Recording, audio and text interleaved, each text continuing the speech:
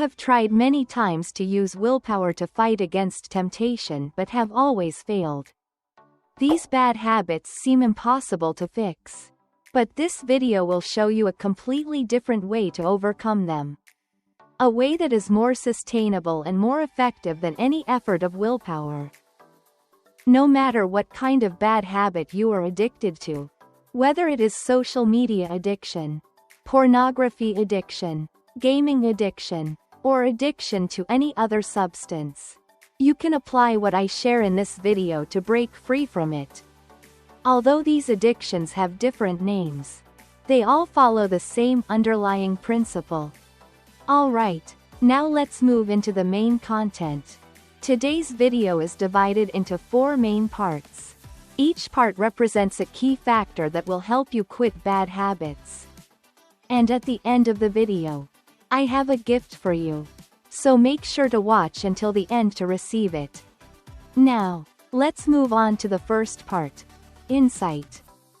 Most people believe that willpower is the most important factor in quitting a bad habit. However, that is a mistake. It is not willpower, motivation, or environment. Insight is the most important factor. So what does insight mean here? It includes 3 key insights. The first insight is understanding that temptation itself is not strong. What makes it strong is our reaction to it. In other words, when temptation appears and we react to it, our reaction unknowingly feeds energy to the temptation, making it stronger. The stronger our reaction, the stronger the temptation becomes, until it eventually defeats us. Therefore, the only way to win is to not react. We win by not entering the fight. When we do not react and do not participate in the battle, temptation receives no energy, gradually weakens, and eventually fades away. This insight may sound complicated, but if you look closely, you will see that it truly is complex. So I will give you a few illustrative examples to make it easier for everyone to understand. First is an image that depicts the battle between you and temptation from the past to the present. Meaning when you are still using willpower to suppress and fight against temptation. This is the moment when you and temptation meet. When temptation begins to appear, and you become aware of it. This is the moment when you realize that your life is about to fall apart again. Next comes the image of you fighting against it. This is when you are using all of your willpower and effort to suppress and resist temptation. At this moment, thoughts begin to appear in your mind, such as, "It's coming again. I absolutely cannot fail. I can't endure this anymore." Or, "Maybe I should just do it and get it over with." Thoughts like these start to arise. And this very reaction unknowingly feeds energy to the temptation, making it stronger and last longer. The harder you resist, the stronger the temptation becomes. And eventually, at a certain point, when you are exhausted or when the temptation has become too strong, it defeats you. Next is the image that takes place in your mind when you apply the knowledge I share in this video to face temptation. Meaning you do not react when temptation appears. The first image does not change. Temptation still appears, just like a habit.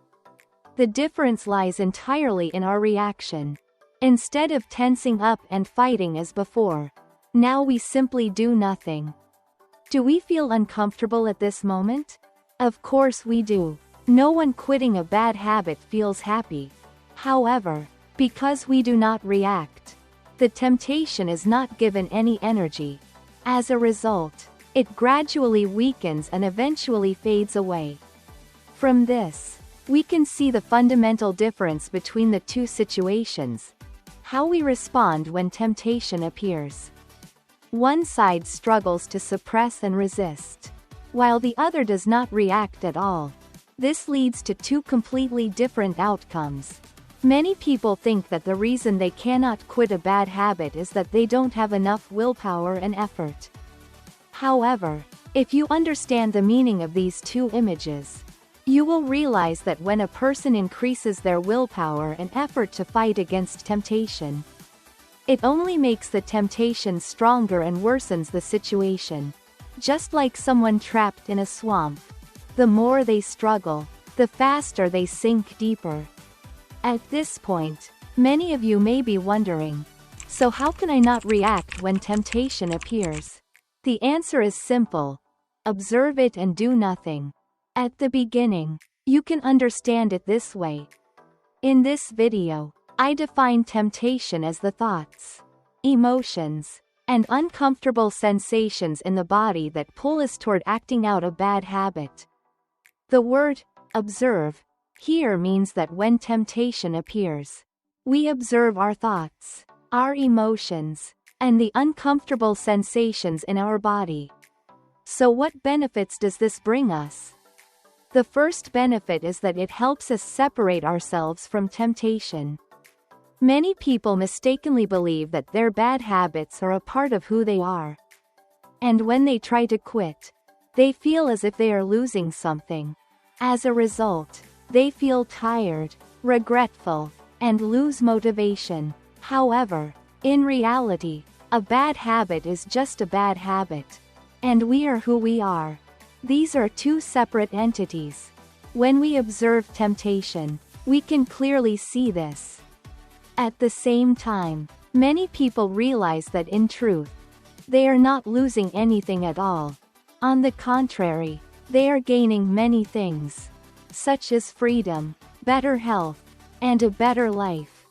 When their awareness changes in this way, change becomes much easier, because humans naturally prefer gaining something rather than losing something. At that point, letting go of a bad habit happens naturally, like water flowing from a higher place to a lower one. The next benefit of observation is that it helps us stay awake and aware. So we are not drawn into a battle with temptation. When temptation appears, sometimes you may become distracted and unconsciously start fighting or reacting to it. Observation helps you avoid that. At the same time, you can observe the temptation while also observing your breath in the belly. This is a method commonly used by meditation masters to move through temptation, thoughts, and negative emotions. Observing the rise and fall of the breath in the belly helps calm the mind and emotions. At the same time, the breath acts like an anchor, keeping you in the present moment so you are not carried away by temptation. To explain this first insight more simply, let's look at the following example. Imagine that we are standing next to a river. In front of us is a river flowing normally. Now, if we try to block the river in some way, what will happen? The water level will begin to rise. Pressure will build up against the barrier, and it may even break the barrier. In this example, the river represents our temptation, and the barrier represents our reaction. When we use willpower and effort to block the river of temptation, we only make it stronger. And eventually, it will defeat us when we can no longer hold it back. So what should we do? Simply do nothing. Just let the river flow naturally. Let it pass on its own. The difference between a river and temptation is that a river is endless and keeps flowing, while temptation is finite. Temptation is nourished by our reactions. When we do not react, temptation no longer receives energy. It quickly weakens and disappears. The river of temptation will soon run dry. In other words, there is no river left at all. Another very interesting example is the story of a monk and a monkey. There was a monk meditating next to a monkey. The monkey was very restless and mischievous, constantly disturbing and teasing the monk. If the monk tried to chase it away, threaten it, or avoid it, the monkey would become even more excited and disturb him even more. However, if from the beginning the monk did not react to the monkey's actions, simply ignoring it, not paying attention, and acting as if the monkey was not there. Then after teasing for a while, the monkey would become bored and leave on its own. In this example, the monk represents us, and the monkey represents temptation. When we do not react, temptation leaves by itself. Now, let's move on to the next part. The second insight we need to have is this: thoughts, emotions, and uncomfortable sensations in the body are impermanent. They come and go and do not last forever. At the same time, thoughts and emotions are not us. They are also not something we own. We are simply the observer.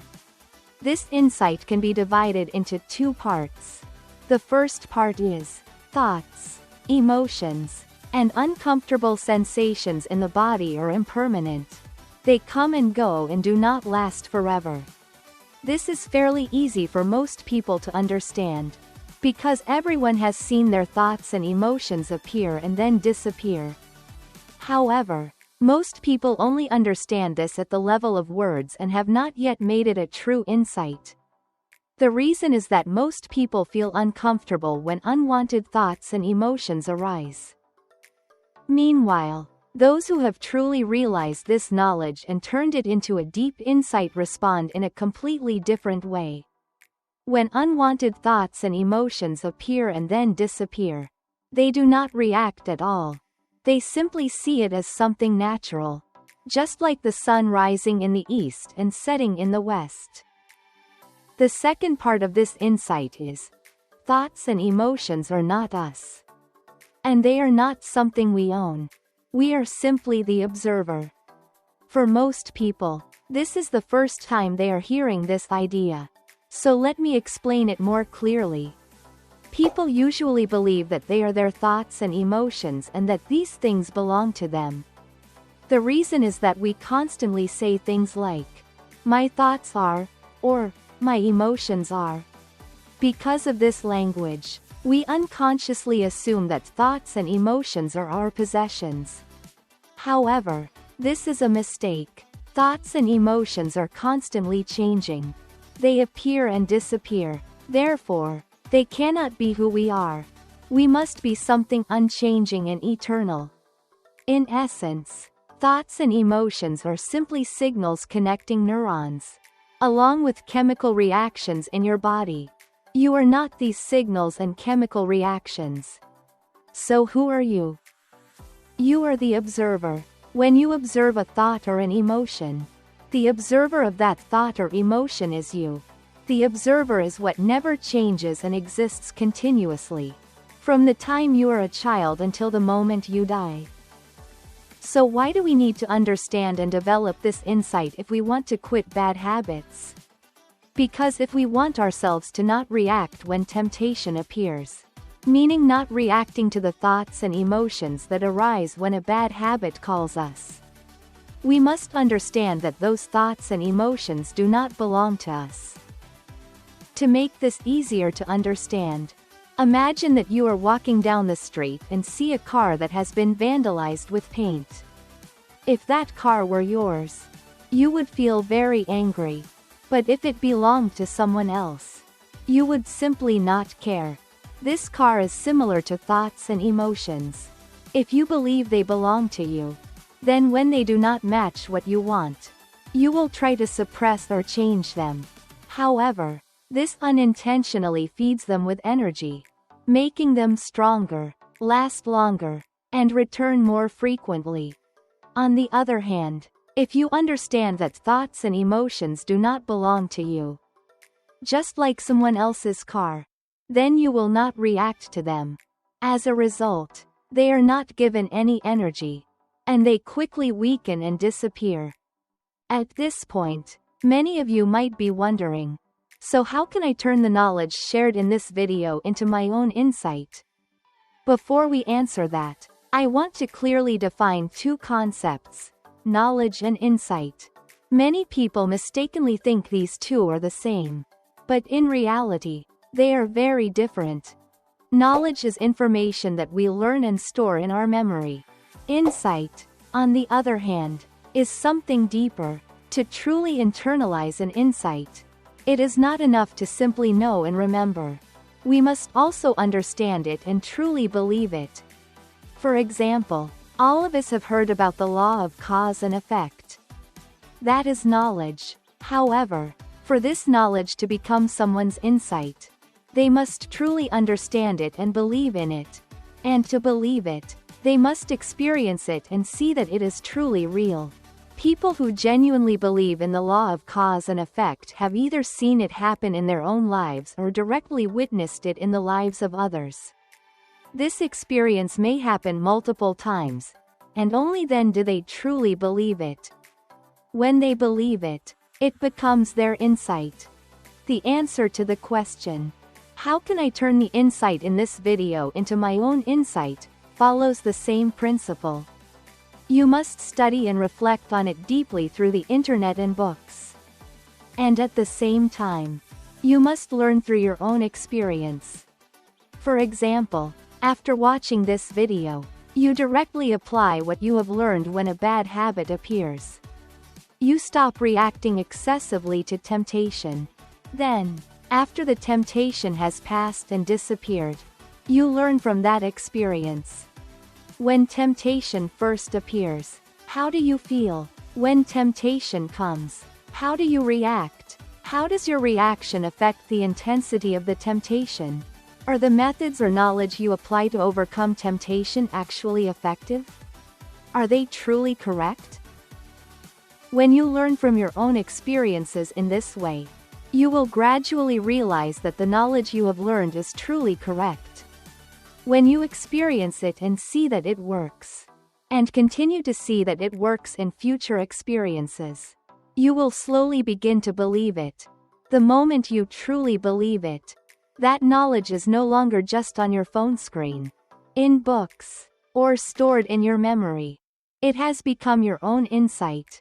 That is how the insight shared in this video becomes your own. At the same time, in my opinion, one of the best teachers available today that can help you expand your knowledge and transform your insight about breaking bad habits is ChatGPT. Use it as a teacher. Now let's move on to the next part. The third insight I want to share with you is this. Letting go of the attachment to the idea that a bad habit is something evil and that we want to quit it. Letting go of this attachment does not mean that we surrender to the bad habit and act on it whenever temptation appears.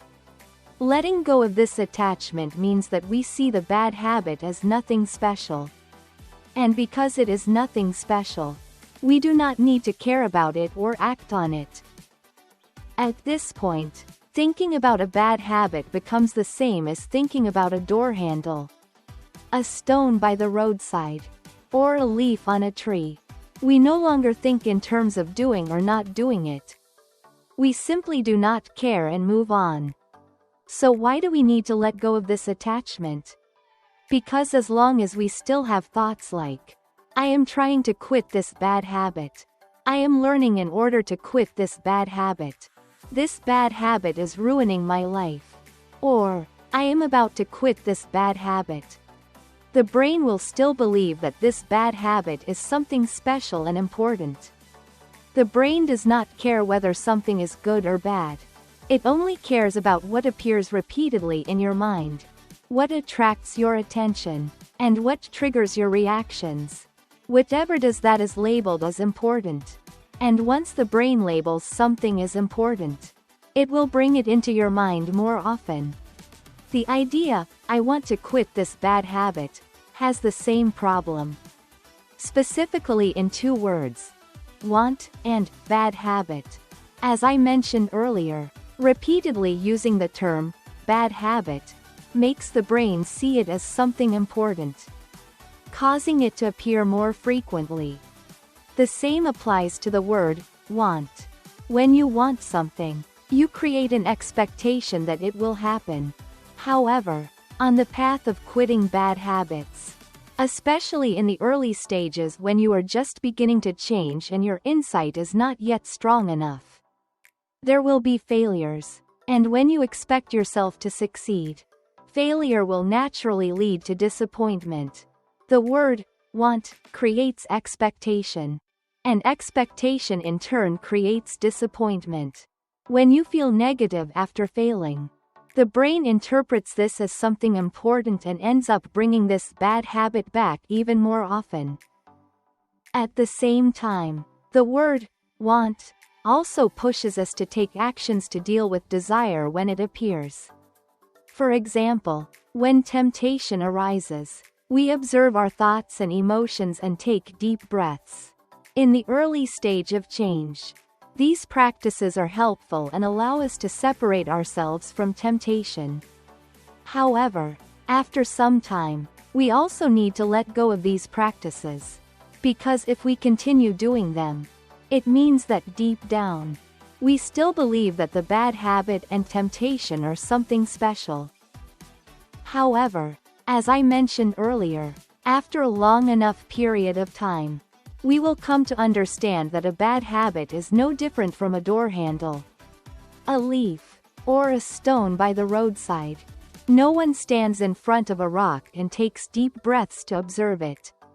When this insight has been integrated deeply enough, even observing or deep breathing can become a disguised reaction to temptation. And as I have said, when temptation appears, we simply do not react. We do nothing. When we first begin the process of quitting a bad habit, we need the idea that this bad habit is not good, and I need to quit it. Without this idea, we would have no reason to start changing. And in the beginning, it is a useful idea. However, after a long period of developing insight, when you have learned enough and gained enough experience, you also need to let go of this idea. At that point, it becomes a burden that prevents you from reaching the final goal. For example, think of someone crossing a river. The desire to quit a bad habit is like a boat. At the beginning, you need the boat to cross the river. But once you have crossed, no one carries the boat onto the shore. That would only become a burden. So after crossing the river, leave the boat behind. When the process of developing insight has just begun, we need to observe our emotions, thoughts, uncomfortable bodily sensations, and the breath.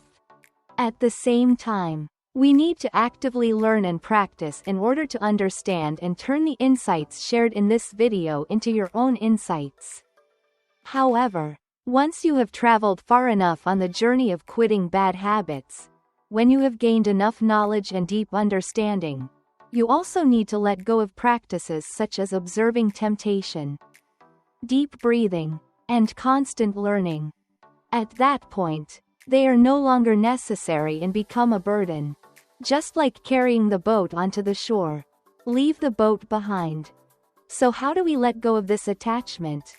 The answer is this: letting go is not an action. It is something we come to realize through learning and experience. Letting go is not an action like running or exercising. It is not something we deliberately do. It is something we naturally realize and release unconsciously. Just like in the story of the man crossing the river. When he reached the other side, he did not intentionally try to let go of the boat. He simply left it behind naturally, because it was no longer needed. This is like an eureka moment. As we learn through our own experiences, through repeatedly observing temptation as it appears, there will come a moment when we suddenly think, "Oh, so that's how it is." And in that moment, we naturally let go of the attachment. I'm really curious how you feel watching this video. Because honestly, when I was writing the script, it felt like I was watching the movie Inception. It was so mind-bending. Now, I want to share with you the 3 levels of awareness that a person goes through when quitting bad habits. The first level of awareness is when a person has not yet learned the right method to quit a bad habit. At this stage, they are still using their own willpower and effort to suppress, block, and fight against the bad habit. Most people are at this level. The The most obvious characteristic of this stage is that the more effort they put into resisting, the stronger the temptation feels. The second level of awareness is when a person has begun the process of changing their awareness. At this stage, they gradually understand that temptation, thoughts, emotions, and uncomfortable bodily sensations are temporary. They appear and then disappear. At the same time, they slowly separate themselves from temptation and no longer identify themselves with it. When temptation appears, they simply observe it, feeling the thoughts, emotions, and discomfort. They also observe the breath in their belly. And besides that, they do nothing else. At the same time, they study knowledge from the internet, books, and their own experiences. This helps reinforce their understanding and gradually elevates their awareness. After the temptation passes, they reflect and draw lessons from the experience. The most noticeable characteristic of this group is that they gradually feel temptation becoming much weaker compared to before, when they were still relying on willpower to suppress it. At the same time, after temptation appears and then leaves, whether they succeed or fail in that moment, they do not feel extremely happy or extremely sad, because at this point, they understand that temptation is just an emotion like any other. Nothing more, nothing less.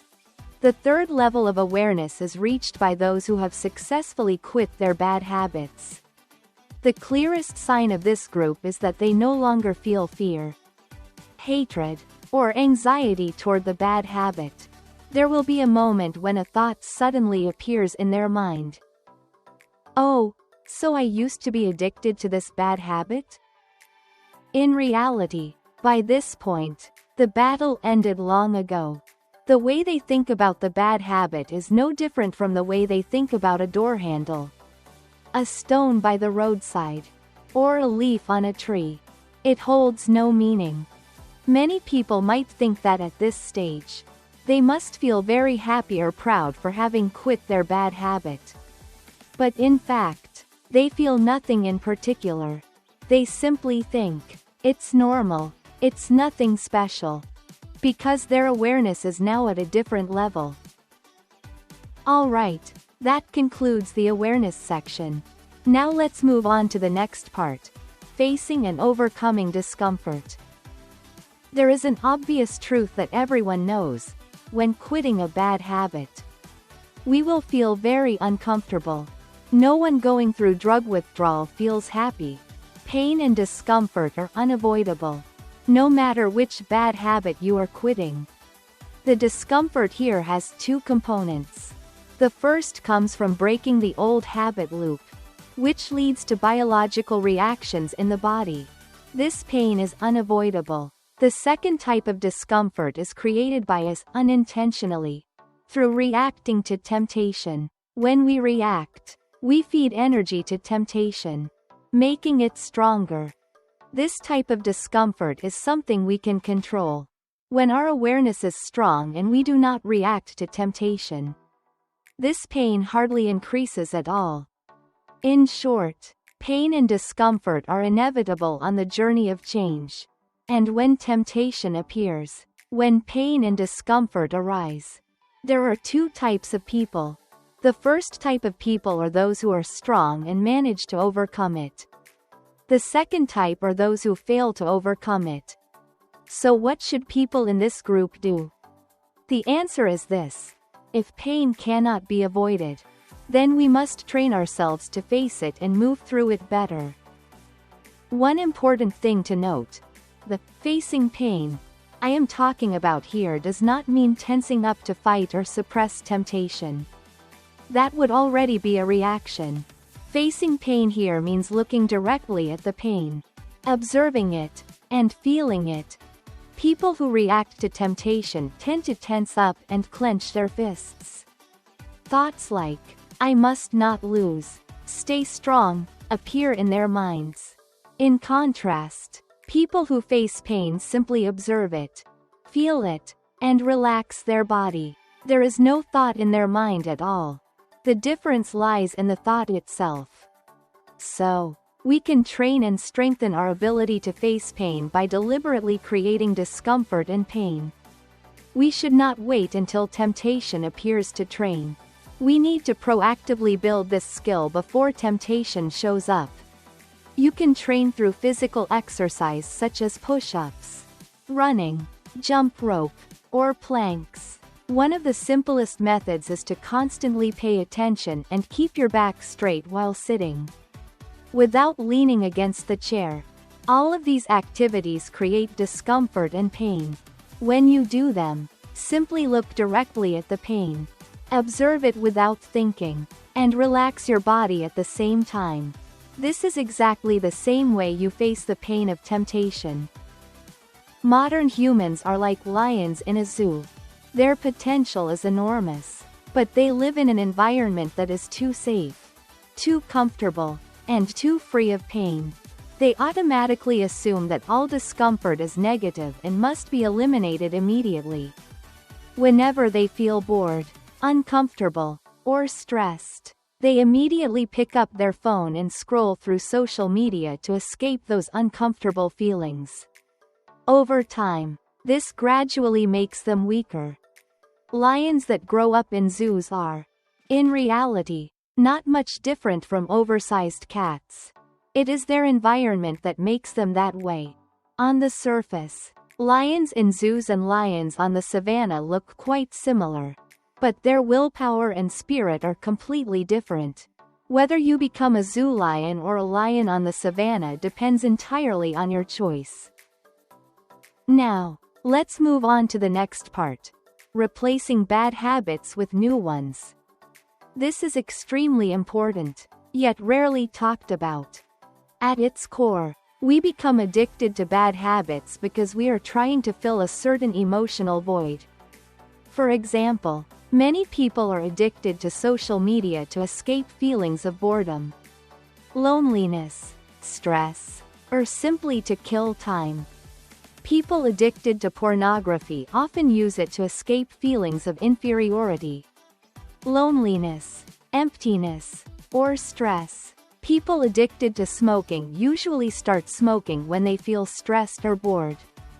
Other bad habits follow a similar pattern. Simply put, these emotions are the real root causes behind our addiction to bad habits. Later on, when we feel inferior, lonely, bored, empty, or stressed, the temptation of bad habits begins to appear. At that point, if we have already changed our awareness and do not react to the temptation disappears. However, if the temptation disappears and we do nothing afterward, then at a deeper level, those emotions are still there. The root cause is still there. Therefore, to truly eliminate a bad habit, we must address its root cause, which means dealing with these emotions by replacing the bad habit with a new habit. New habits still need to satisfy your emotional needs, but they must not harm you. These new habits can include reading, exercising, running, walking, listening to podcasts, meditating, practicing yoga, studying, working, and so on. As soon as you notice temptation appearing, or even after the temptation has already faded, you can do these habits as a form of replacement. Whether you do the new habit right when the temptation appears or after it disappears depends on your personal experience. You can try both approaches to find what works best for you. In addition, you can also do these habits at any time of the day, so negative emotions have no chance to arise. Now, let's move on to the next part: quitting social media. The reason I include quitting social media here is because, in my view, as long as we are addicted to social media, quitting any other bad habit will be very difficult. This is because addiction to social media, especially TikTok and Facebook, destroys our willpower, mental strength, and self-control. A very clear example is when you lie in bed scrolling through TikTok for a few hours. And after putting your phone down, you feel so unmotivated that even picking up a broom to sweep the floor feels difficult. At that moment, if temptation appears, do you think you can overcome it? My personal experience has taught me that as long as I was still using TikTok, I could not truly quit my bad habits. Therefore, you should consider quitting social media alongside the bad habit you most want to get rid of. At its core, quitting any bad habit follows the same principles I've shared with you. It is simply about observing temptation and not reacting to it. Now, I'll summarize the main points of the video once again. To quit a bad habit, the most important factor is insight. Within this factor, I've divided it into 3 key insights. The first insight is understanding that temptation itself is not strong. What makes it strong is our reaction to it. In other words, when temptation appears and we react to it, our reaction unknowingly feeds energy to the temptation, making it stronger. The stronger our reaction, the stronger the temptation becomes, until it eventually defeats us. Therefore, the only way to win is to not react. We win by not entering the fight. When we do not react and do not participate in the battle, temptation receives no energy, gradually weakens, and eventually fades away. When temptation arises, all we need to do is face it and observe our emotions, thoughts, and the uncomfortable sensations in the body. At the same time, you can also observe your breathing in the abdomen to help yourself avoid being carried away by temptation. Apart from this observing and facing, we do nothing else. This observation helps us separate ourselves from temptation, instead of identifying ourselves with it.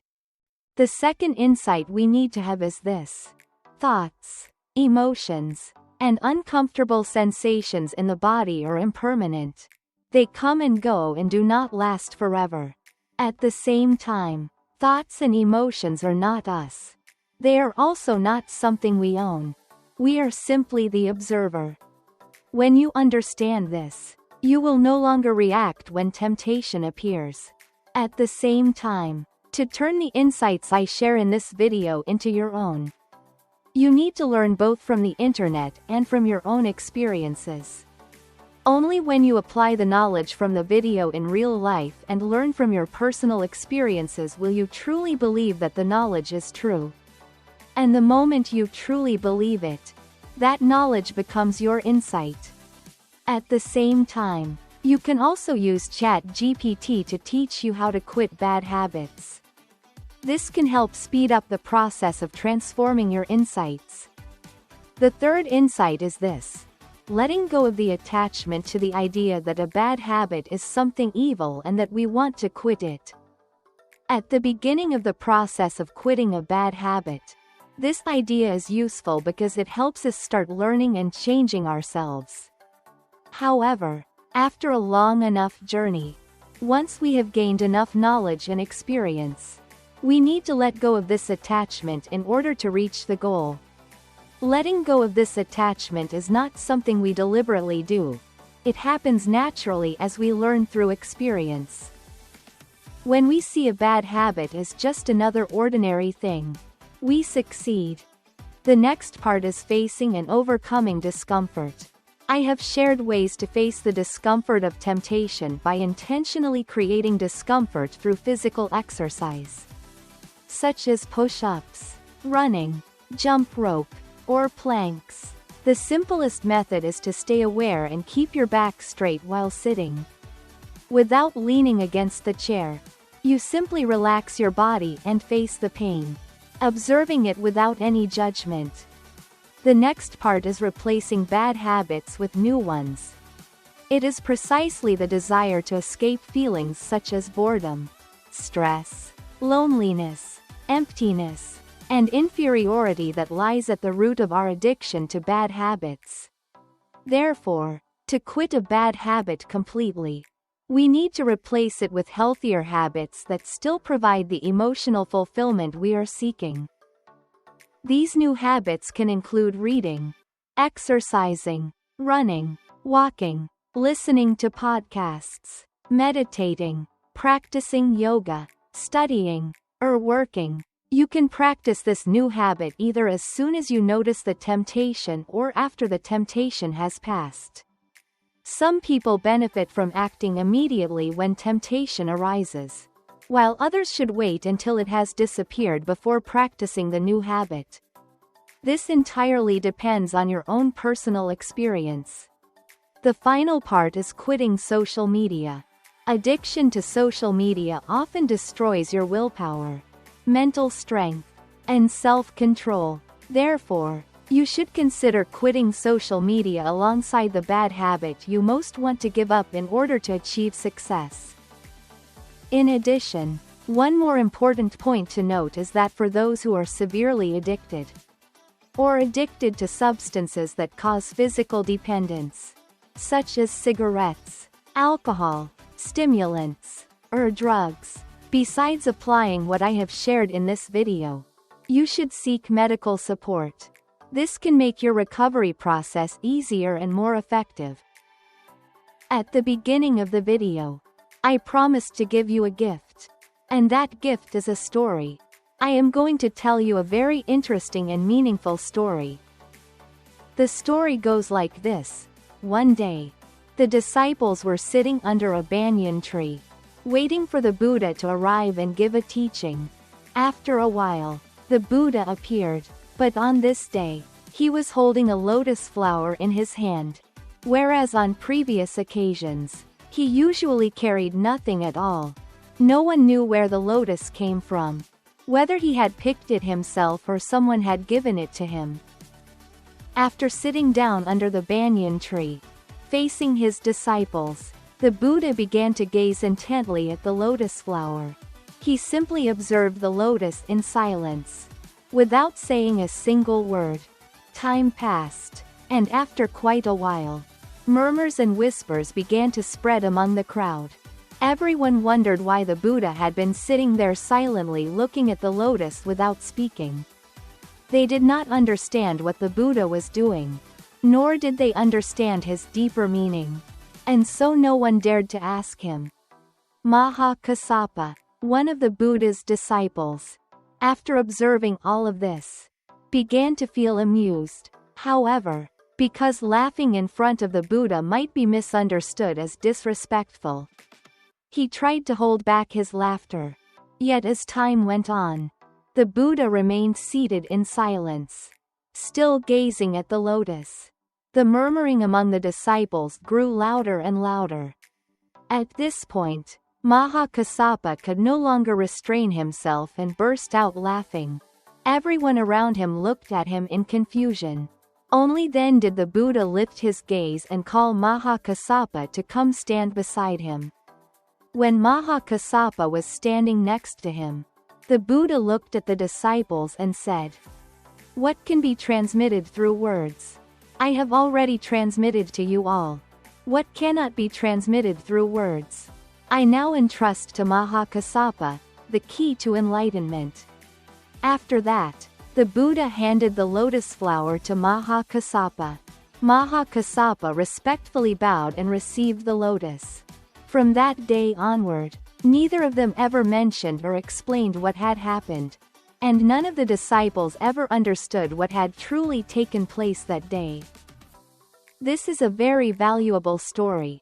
Those who can reflect on it by themselves and truly understand its hidden meaning will grasp the secret of how to let go of bad habits, and also the secret of happiness. This is the end of the video. I hope that one day, a thought will suddenly arise in your mind. Oh, so I used to be addicted to this bad habit. Alright, see you in the next video. And I wish you success.